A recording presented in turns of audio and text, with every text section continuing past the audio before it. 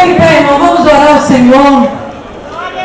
Nós cremos que da mesma maneira que Deus operou ontem, vai operar hoje também. Quem está sentado aqui lá atrás, chegue para frente. Aleluia! Vamos juntar as brasas. A diretoria da Sociedade Feminina pode subir, por favor. Aleluia! Louvando, bendizendo o nome de Jesus nesta noite. Nós estaremos orando a Deus e crendo que hoje vai acontecer milagre.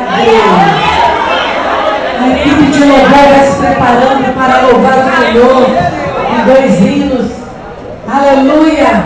E nós estamos alegres porque Jesus está presente e já estamos sentindo a presença do Senhor. Aleluia! Vamos pedir ao nosso pastor presidente, pastor Agerson, para orar por nós.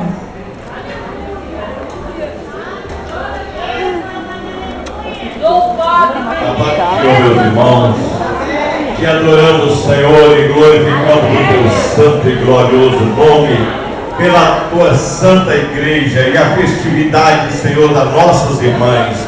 Continua, Deus, abençoando e derramando a tua graça, o teu poder, a unção do teu Espírito, Senhor, neste lugar. Opera milagres e maravilhas, salvando almas, curando, libertando os oprimidos de Satanás, porque esta igreja pertence a ti.